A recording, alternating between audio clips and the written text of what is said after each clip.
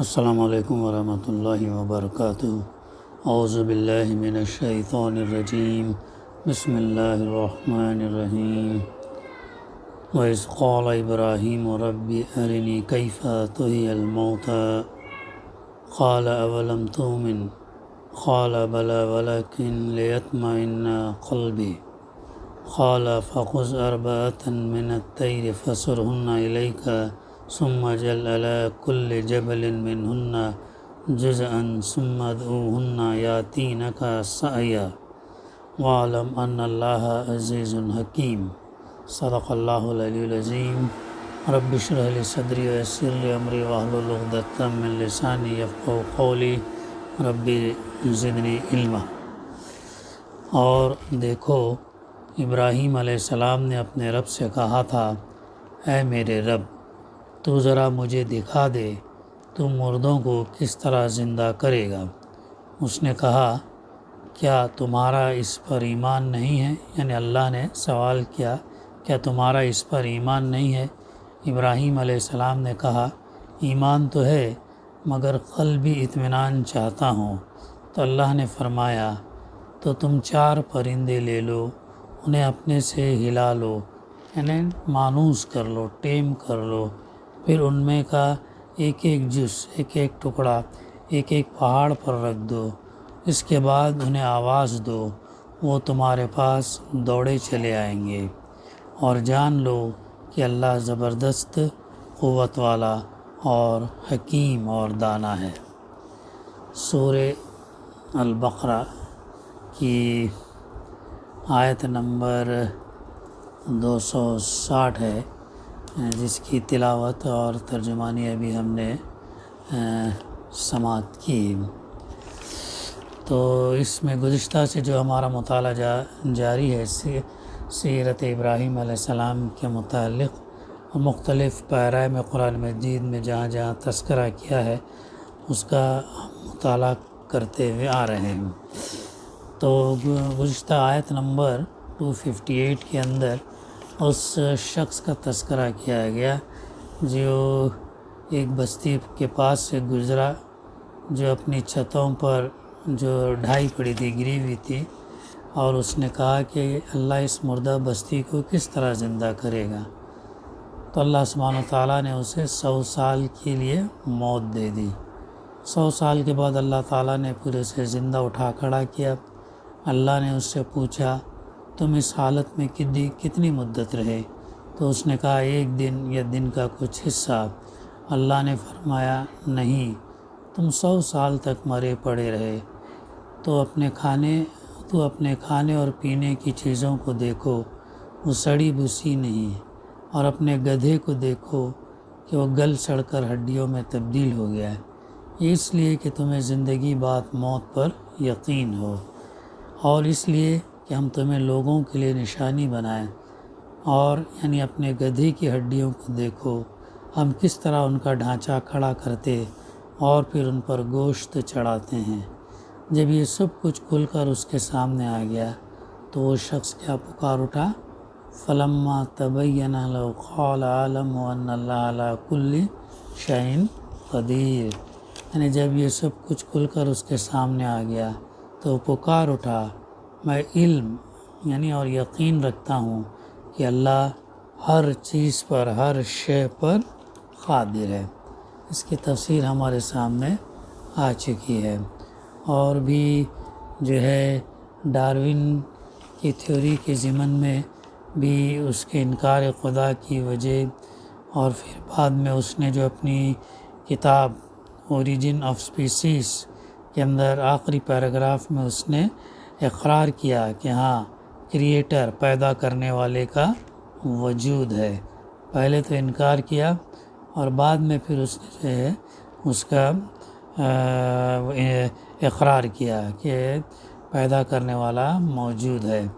تو سیل تک اس کی تحقیق گئی، جانوروں کی ارتقاء سے انسان آیا کرے، اور سیل کے آگے نہیں جاتا۔ حالانکہ اگر سیل کی گہرائی میں اگر جاتا تو اس کو معلوم ہو جاتا ہے کہ سیل بھی کتنی بڑی اللہ سبحانہ تعالیٰ کی نشانی ہے، جو بنیادی طور پر یعنی خلیہ ایک یونٹ ہے، اس سے کئی خلیے مل کر جو ہے انسان اور نباتات حیوانات کے اندر ٹیشو بنتے ہیں، اور یہ ٹیشو کئی مل کر جو ہے ایک آرگن سسٹم بنتا ہے. پھر اس آرگن سسٹم سے جو انسان یا حیوان یا نباتات جو ہے وہ تخلیق میں. تو سیل بیسیکلی بنیادی یونٹ ہے. سیل کا میکینزم ایک فیکٹری کے مانند ہے، تو اس کے اندر وہ نہیں گیا، اس سے پہلے ہی وہ رک گیا بغیر سیل کی تحقیق میں گئے ہوئے. تو سیل سے بعد میں اس کی تھیوری کو 8-9 سال بعد جب رد کیا گیا اس بنیاد پر کہ وہ سیل خلیے کی تحقیق میں نہیں گیا اور حیرت انگیز طور پر جو ہے وہ ایک فیکٹری کا کام کرتا ہے. حالانکہ بنیادی یونٹ ہے لیکن ایک فیکٹری کا کام کرتا ہے، کھانے کا، ٹرانسپورٹیشن کا، سٹوریج کا، تمام چیزوں کا کام جو ہے سیل کے اندر ہوتا ہے. تو یہ گزشتہ ہمارے مطالعے میں بات ہے، اور یہ ہے کہ اللہ کی مشیت جو ہے مطلق ہونا ہے، اس کی مشیت کا ہر قید و بند سے آزاد ہونا. جس چیز کو کلی لازمی اور جبری قانون کہا جاتا ہے، جسے نہ توڑا جا سکتا ہے نہ اس میں کوئی استثناء. اللہ کی مطلق مشیت کے بارے میں یہ خیال کرنا کہ اس جبری قانون کے پابند ہے سرتاسر غلط ہے. اس غلطی کی بنیاد کئی دوسری غلطیوں پر ہیں. بہرحال اور بھی اس کے اندر یہ ہے تفصیلات. اب اس واقعے کی طرف شاید ہم آئیں گے. ابراہیم علیہ السلام کا جو ہے جو تجربہ، انہوں نے اللہ سے سوال کیا، میرے رب، اپنے رب سے تو مجھے دکھا دے کہ تم مردوں کو کس طرح زندہ کرتے. دراصل خدائی صنعت کے راز کو جاننے کی حضرت ابراہیم علیہ السلام کی خواہش تھی. یہ خدائی صنعت کے راز سے واقف ہونے کی خواہش ہے. یہ خواہش ابراہیم علیہ السلام جیسے بندے مومن نے کی جو دردمند اور بردبار، حلیم، یعنی اللہ کی رضا اور اس کی مشیت پر راضی، اللہ کے حضور عاجز اور خاشع، اس کے عابد اور زاہد بندے، اس سے قریب اور اس کے خلیل دوست. اس سے یہ حقیقت واضح ہوتی ہے کہ اللہ کے مقرب ترین بندوں کے دل میں بھی یہ شوق پیدا ہوتا ہے کہ وہ خدائی صنعت کے رازوں کو اپنی آنکھ سے دیکھ لیں. واقفیت کی اس خواہش کا تعلق ایمان کے وجود اور ثبات اور اس کے کمال اور استقرار سے نہیں ہے. یہ دلیل کا مطالبہ یا ایمان کی تقویت کی درخواست بھی نہیں ہے. یہ ایک دوسرا معاملہ ہے جس کا لطف اور ذوق بالکل الگ ہے. یہ راز خداوندی کو اس کے عملاً وقوع پذیر ہوتے وقت دیکھنے کی روحانی شوق کا معاملہ ہے. یہ ہے وہ چیز ابراہیم علیہ السلام جو چاہتے تھے. انسان کے لیے اس تجربے کا لطف و ذوق ایمان بالغیب کے لطف و ذوق سے یہ ایمان بالغیب ابراہیم خلیل اللہ علیہ السلام کا ہو جو اپنے رب سے بات کرتے ہیں اور ان کا رب ان سے بات کرتا ہے، اور ظاہر ہے کہ اس کے بعد نہ ایمان کا کوئی درجہ ہے اور نہ ایمان کے لیے کسی دلیل اور برہان کی ضرورت. بالکل الگ ہے. ابراہیم خلیل علیہ السلام نے چاہا کہ وہ دست قدرت کو کام کرتے ہوئے دیکھ لیں تاکہ ذوق سے بہرہور ہو کر وہ اس کی خوشبو سونگھ سکیں، اس کی فضا میں سانس لے سکیں اور اس لطف اور ذوق کے ساتھ زندگی گزار سکیں. یہ ایمان کے جس کے بعد ایمان کا کوئی درجہ نہیں، ماں سوا معاملہ ہے. مولانا سید ابو العلا مودودی رحمہ اس آیت کی تشریح کرتے ہوئے فرماتے ہیں، اس واقعے اور اوپر کے واقعے کے بعض لوگوں نے عجیب تعویلیں کی ہیں، لیکن انبیاء علیہ السلام کے ساتھ اللہ کا جو معاملہ ہے اسے اگر اچھی طرح ذہن نشین کر لیا جائے تو کسی کھینچتان کی ضرورت پیش نہیں آ سکتی. عام اہل ایمان کی زندگی میں جو خدمت انجام دینی ہے اس کے لیے تو محض ایمان بالغیب بے دیکھے ماننا کافی ہے، لیکن انبیاء علیہ السلام کو جو خدمت اللہ نے سپرد فرمائی تھی اس کے لیے ضروری تھا کہ وہ اپنی آنکھوں سے وہ حقیقتیں دیکھ لیتے جن پر ایمان لانے کی دعوت انہیں دنیا کو دینی ہے، تمام دنیا کو دینی ہے. ان کو دنیا سے پورے زور کے ساتھ یہ کہنا تھا کہ تم لوگ تو قیاسات دوڑاتے ہو مگر ہم آنکھوں دیکھی بات کہہ رہے ہیں، تمہارے پاس گمان ہے اور ہمارے پاس علم ہے، تم اندھے ہو اور ہم بینا ہیں۔ اسی لیے انبیاء علیہ السلام کے سامنے فرشتے عیاناً آئے ہیں، ان کو آسمانوں اور زمین کے نظام حکومت ملکوت کا مشاہدہ کرایا گیا، ان کو جنت اور دوزخ آنکھوں سے دکھائی گئی اور بعد بعد الموت کا ان کے سامنے مظاہرہ کر کے دکھایا گیا۔ ایمان بالغیب کی منزل سے یہ حضرات منصب نبوت پر معمور ہونے سے پہلے گزر چکے ہوتے ہیں، نبی ہونے کے بعد ان کو ایمان بالشہادہ کی نعمت دی جاتی ہے اور یہ نعمت انہی کے ساتھ مخصوص ہے۔ مولانا امین حسن نے اس آیت پر تفصیل سے بحث کی ہے اور تھوڑے اختلاف کے ساتھ اسی طرح کی بات کہی ہے تدبر قرآن کے اندر۔ یہ تھا اس کی تفسیر کا سلسلہ جو ہے جاری ہے۔ اس تجربے اور گفتگو جسے یہاں نقل کیا گیا، متعدد ایمانی ذوق سامنے آتے ہیں۔ یہ ذوق شوق ان قلوب میں پائے جاتے ہیں جو ان کے شائق ہیں۔ وَإِذْ قَالَ إِبْرَاهِيمُ رَبِّ أَرِنِي كَيْفَ تُحْيِي الْمَوْتَى قَالَ أَوَلَمْ تُؤْمِنْ قَالَ بَلَىٰ وَلَٰكِنْ لِيَطْمَئِنَّ قَلْبِي۔ اور دیکھو ابراہیم علیہ السلام نے اپنے رب سے کہا تھا، اے میرے رب مجھے دکھا دے تو کس طرح مردوں کو زندہ کرتا ہے۔ تو اللہ نے سوال کیا، کیا تمہارا اس پر ایمان نہیں ہے؟ تو ابراہیم علیہ السلام نے کہا، ایمان تو ہے لیکن یہ درخواست اس لیے ہے کہ میرا دل اطمینان سے معمور ہو، میرے قلب کو اطمینان کے لیے میں یہ مطالبہ کر رہا ہوں۔ حضرت ابراہیم علیہ السلام چاہتے تھے کہ وہ دست قدرت کو کام کرتے دیکھیں اور اللہ کے پوشیدہ راز کو واضح اس سے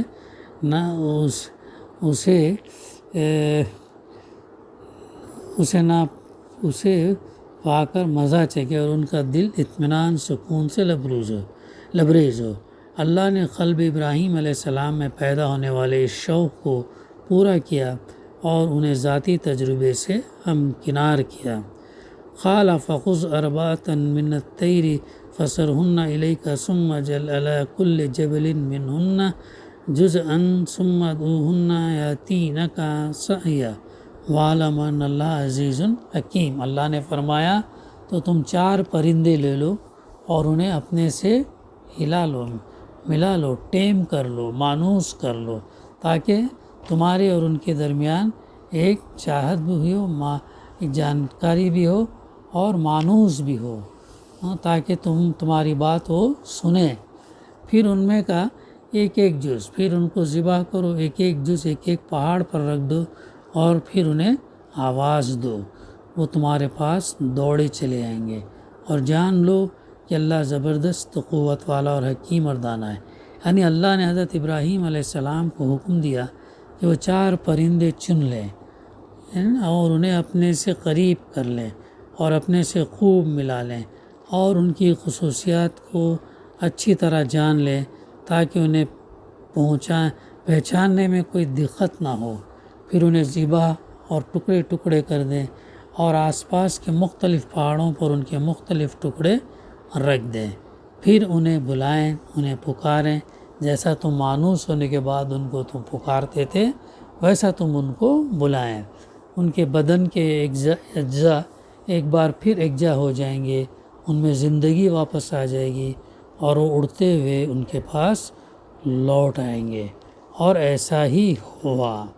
یہ ہے وہ جو مطالبہ جو دیکھنا چاہتے تھے ابراہیم علیہ السلام، تو اللہ تعالیٰ نے ان کے اس خواہش کو جو ہے پورا کر دیا۔ حضرت ابراہیم علیہ السلام نے راز خداوندی کو اپنے سامنے واقع ہوتے دیکھا۔ یہ راز ہر لمحہ ظہور پذیر ہوتا ہے، لیکن عام انسانوں کو اس کی تکمیل کے بعد ہی اس کے آثار نظر آتے ہیں۔ یہ زندگی کے بخشنے کا راز ہے۔ یہ زندگی پہلی بار اس وقت ظہور میں آئی تھی جبکہ زندگی کا وجود نہ تھا، اور جو بے شمار بار زندہ اشیاء میں ظاہر ہوتی رہتی، تو یہ تو پروسیس اللہ تعالیٰ کا چلتے رہتا ہے بے شمار۔ حضرت ابراہیم علیہ السلام نے اس راز کو اپنے سامنے واقع ہوتے دیکھا پرندے زندگی سے محروم ہو گئے تھے اور ان کے بدن کے ٹکڑے دور دراز مقامات پر بکھر گئے تھے۔ پھر ان میں دوبارہ زندگی رواں دواں ہو گئی اور وہ حضرت ابراہیم علیہ السلام کے پاس دوڑے چلے آئے۔ کیسے؟ یہ ایک راز ہے جو انسانی فہم اور ادراک سے ماورا ہے۔ ہر انسان اسے دیکھتا ہے جس طرح حضرت ابراہیم علیہ السلام نے اسے دیکھا، اور وہ اس کی تصدیق کرتا ہے جس طرح ہر مومن اس کی تصدیق کرتا ہے، لیکن وہ اس کی فطرت اور اس کے طریقہ کار سے ناآشنا رہتا ہے۔ یہ امر الہی ہے۔ لوگ اللہ کے علم سے کسی شے کا احاطہ نہیں کر سکتے سوائے اس کے جو اللہ چاہے۔ اللہ کے پاس جو علم ہے ماضی کا، حال کا اور مستقبل کا، اور اس کا جو علم ہے انسان احاطہ نہیں کر سکتا۔ انسان کے پاس جو علم ہے وہ اللہ کا عطا کردہ ہے، گیون علم ہے، اور موجودہ حال کا علم ہے، اس سے زیادہ اس کے پاس یہ ہے نہیں۔ تو اور اللہ کی مشیت یہ نہ ہوئی کہ انسان اس کے علم کے اس گوشے کا احاطہ کر لیں۔ اس کی وجہ یہ ہے کہ یہ امر ان کی گرفت سے بالاتر ہے، اس کی فطرت ان کی فطرت سے جدا ہے، اور خلافت عرضی کے سلسلے میں انہیں اس امر کو جاننے کی ضرورت نہیں ہے۔ حقیقت یہ ہے کہ یہ امر خالق کے لیے مخصوص ہے۔ مخلوقات کی گردنیں اسے دیکھنے کے لیے اونچی نہیں ہو سکتی۔